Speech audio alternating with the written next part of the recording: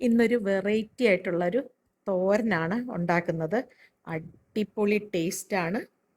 പടവലങ്ങ, നല്ല പച്ച പടവലങ്ങ വേണം ഈ തോരൻ ഉണ്ടാക്കാൻ. ഇവിടെ എനിക്ക് നല്ല പച്ച പടവലങ്ങ കിട്ടിയിട്ടുണ്ട്.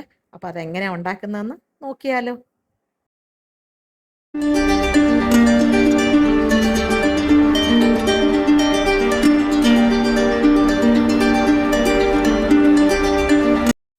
നോക്കിക്കേ, നല്ല പച്ച പടവലങ്ങയാണ് എനിക്ക് കിട്ടിയേക്കുന്നത്.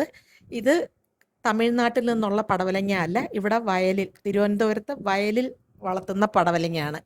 അവിടെ നിന്നാണ് ഞാൻ വാങ്ങിച്ചത്. അപ്പം വലിയൊരു പടവലങ്ങയാണ്. അപ്പം അതിൻ്റെ ഒരു ഹാഫ് പോർഷനാണ് ഞാൻ എടുത്തേക്കുന്ന തോരൻ വെക്കാൻ. നോക്കിക്കേ, നല്ല ഫ്രഷ് ആയിട്ടുള്ള പടവലങ്ങയാണ്. അപ്പം അത് നന്നായിട്ട് ക്ലീൻ ചെയ്ത് അതിൻ്റെ കൂടെ ഒരു മുട്ടയും വേണം. മുട്ടയും പടവലങ്ങായും കൊണ്ടുള്ള തോരനാണ്. ഇത് നന്നായിട്ട് ഇതിൻ്റെ സ്കിന്നെല്ലാം കളഞ്ഞതിന് ശേഷം നല്ല വാഷ് ചെയ്തിട്ട് ചെറിയ പീസായിട്ട് കട്ട് ചെയ്യണം.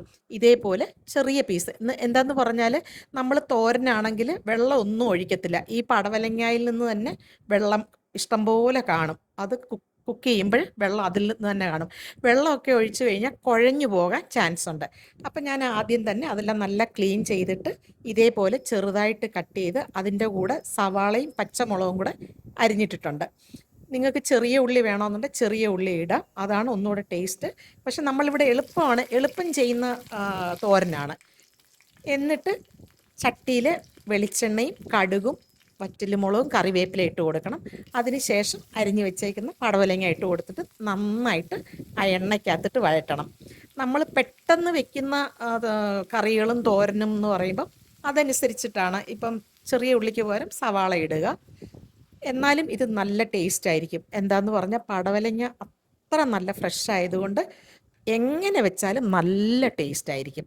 എന്നിട്ട് ഇത് നന്നായിട്ട് ആ എണ്ണയ്ക്കകത്തിട്ട് വഴറ്റിയതിന് ശേഷം ആവശ്യത്തിനുള്ള ഉപ്പും മഞ്ഞളും തേങ്ങായും വെളുത്തുള്ളി ആണെന്നുണ്ടെങ്കിൽ അത് തൊലി കളയാതെ ചതച്ചെടുക്കണം. അപ്പോഴാണ് ആ വെളുത്തുള്ളിയുടെ ഫുൾ ടേസ്റ്റ് ആ തോരന് കിട്ടുന്നത്.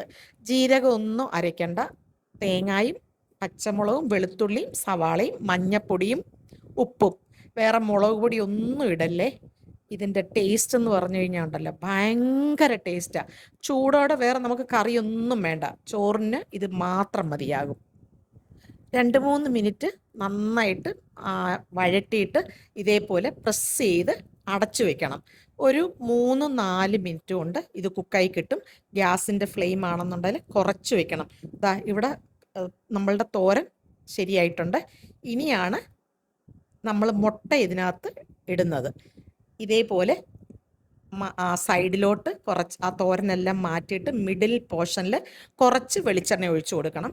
വെളിച്ചെണ്ണ ഒഴിച്ചില്ലെങ്കിലും കുഴപ്പമില്ല, പക്ഷേ വെളിച്ചെണ്ണ ഒഴിച്ചിട്ടുണ്ട്. ആ ചട്ടിയിൽ അടിക്ക് പിടിക്കണ്ടെന്ന് വിചാരിച്ചിട്ട് വെളിച്ചെണ്ണ ഒഴിച്ചിട്ടാണ് മുട്ട പൊട്ടിച്ചൊഴിക്കുന്നത്. എന്നിട്ട് ഒന്നുകൂടെ അടച്ചു വയ്ക്കുക. എന്താന്ന് പറഞ്ഞാൽ ആ മുട്ടയൊന്ന് ചെറുതായിട്ടൊന്ന് കുക്കായി വരണം. അതിന് ശേഷം ഈ പടവലങ്ങ തോരൻ്റെ കൂടെ ഈ മുട്ടയും കൂടെ നന്നായിട്ട് ചിക്കിയെടുക്കണം. എൻ്റെ പൊന്നോ, എന്തോ ഒരു ടേസ്റ്റായിരുന്നു അറിയാവോ, ഭയങ്കര ടേസ്റ്റായിരുന്നു. ആവശ്യത്തിനുള്ള ഉപ്പെല്ലാം ഇട്ട് കൊടുക്കണം, കൂടാൻ പാടില്ല. വേറെ ഒന്നുമില്ല, പെട്ടെന്ന് നമുക്ക് ഉണ്ടാക്കിയെടുക്കാം. അപ്പോൾ നമ്മളുടെ മുട്ട ചിക്കിയ പടവലങ്ങ തോരൻ റെഡി ആയിട്ടുണ്ട്. എല്ലാവരും ട്രൈ ചെയ്യുക. അതേപോലെ എൻ്റെ ഈ വീഡിയോ ഇഷ്ടപ്പെട്ടു എന്ന് വിചാരിക്കുന്നു. അടുത്ത നല്ലൊരു വീഡിയോ ആയിട്ട് വരുന്നത് വരെ ബൈ ബൈ.